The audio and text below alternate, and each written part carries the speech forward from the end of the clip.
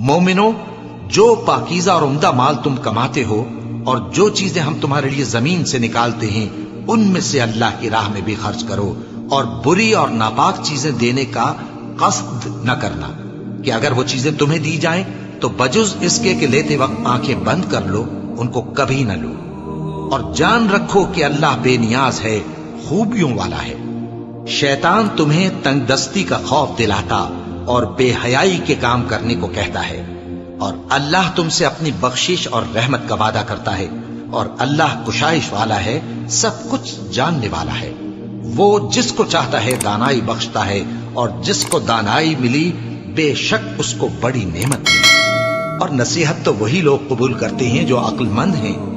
اور تم اللہ کی راہ میں جس طرح کا خرچ کرو یا کوئی نذر مانو اللہ اس کو جانتا ہے، اور ظالموں کا کوئی مددگار نہ ہوگا۔ اگر تم خیرات ظاہر کر کے دو تو وہ بھی خوب ہے، اور اگر پوشیدہ دو اور دو بھی ضرورت مندوں کو تو یہ تمہارے لیے بہتر ہے، اور اس طرح کا دینا تمہارے گناہوں کو بھی دور کرے گا، اور اللہ کو تمہارے سب کاموں کی خبر ہے۔ اے نبی صلی اللہ علیہ وآلہ وسلم، تم ان لوگوں کی ہدایت کے ذمہ دار نہیں ہو، بلکہ اللہ ہی جس کو چاہتا ہے ہدایت بخشتا ہے۔ اور مومنو، تم جو مال خرچ کرو گے تو اس کا فائدہ تمہیں کو ہے، اور تم تو جو خرچ کرو گے اللہ کی خوشنودی کے لیے کرو گے، اور جو مال تم خرچ کرو گے وہ تمہیں پورا پورا دے دیا جائے گا اور تمہارا کچھ نقصان نہیں کیا جائے گا۔ اور ہاں، تم جو خرچ کرو گے تو ان حاجت مندوں کے لیے جو اللہ کی راہ میں رکے بیٹھے ہیں اور ملک میں کسی طرف جانے کی طاقت نہیں رکھتے اور مانگنے سے آر رکھتے ہیں، یہاں تک کہ نہ مانگنے کی وجہ سے ناواقف شخص ان کو تونگر خیال کرتا ہے،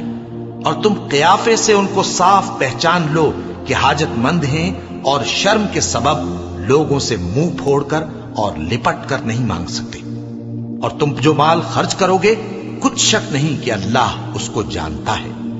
جو لوگ اپنا مال رات اور دن اور پوشیدہ اور ظاہر اللہ کی راہ میں خرچ کرتے رہتے ہیں، ان کا صلہ ان کے پروردگار کے پاس ہے، اور ان کو قیامت کے دن نہ کسی طرح کا خوف ہوگا اور نہ غم۔ جو لوگ سود کھاتے ہیں وہ قبروں سے اس طرح حواس باختہ اٹھیں گے جیسے کسی کو جن نے لپٹ کر دیوانہ بنا دیا ہو، یہ اس لیے کہ وہ کہتے ہیں کہ سودا بیچنا بھی تو نفع کے لحاظ سے ویسا ہی ہے جیسے سود لینا، حالانکہ سودے کو اللہ نے حلال کیا ہے اور سود کو حرام۔ تو جس شخص کے پاس اللہ کی نصیحت پہنچی اور وہ سود لینے سے باز آ گیا تو جو پہلے ہو چکا وہ اس کا، اور قیامت میں اس کا معاملہ اللہ کے سپرد، اور جو پھر لینے لگا تو ایسے لوگ دوزخی ہیں کہ ہمیشہ دوزخ میں جلتے رہیں گے۔ اللہ سود کو نابود یعنی بے برکت کرتا اور خیرات کی برکت کو بڑھاتا ہے، اور اللہ کسی ناشکر گناہگار کو دوست نہیں رکھتا۔ جو لوگ ایمان لائے اور نیک عمل کرتے اور نماز پڑھتے اور زکات دیتے رہے ان کو ان کے کاموں کا صلہ اللہ کے ہاں ملے گا، اور قیامت کے دن ان کو نہ کچھ خوف ہوگا اور نہ وہ غمناک ہوں گے۔ مومنو، اللہ سے ڈرو،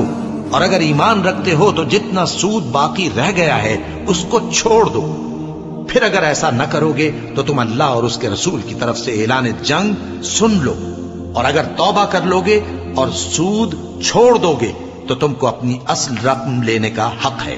جس میں نہ اوروں کا نقصان اور نہ تمہارا نقصان۔ اور اگر قرض لینے والا تنگ دست ہو تو اسے کشائش کے حاصل ہونے تک مہلت دو، اور اگر زر قرض بخش دو تو وہ تمہارے لیے زیادہ اچھا ہے، بشرطے کہ سمجھو۔ اور اس دن سے ڈرو جبکہ تم اللہ کے حضور میں لوٹ کر جاؤ گے، اور ہر شخص اپنے اعمال کا پورا پورا بدلہ پائے گا اور کسی کو کچھ نقصان نہ ہوگا۔ مومنو، جب تم آپس میں کسی میعاد معین کے لیے قرض کا معاملہ کرنے لگو تو اس کو لکھ لیا کرو، اور لکھنے والا تم میں کسی کا نقصان نہ کرے بلکہ انصاف سے لکھے۔ نیز لکھنے والا جیسا اللہ نے اسے سکھایا ہے لکھنے سے انکار بھی نہ کرے اور دستاویز لکھ دے، اور جو شخص قرض لے وہی دستاویز کا مضمون بول کر لکھوائے، اور اللہ سے کہ اس کا مالک ہے خوف کرے، اور زر قرض میں سے کچھ کم نہ لکھوائے۔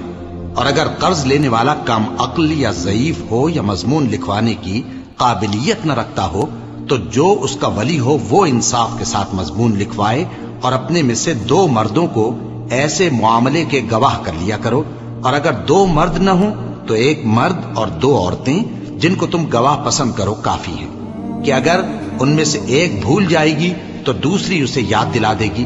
اور جب گواہ گواہی کے لیے طلب کیے جائیں تو انکار نہ کریں، اور قرض تھوڑا ہو یا بہت اس کی دستاویز کے لکھنے لکھانے میں سستی نہ کرنا۔ یہ بات اللہ کے نزدیک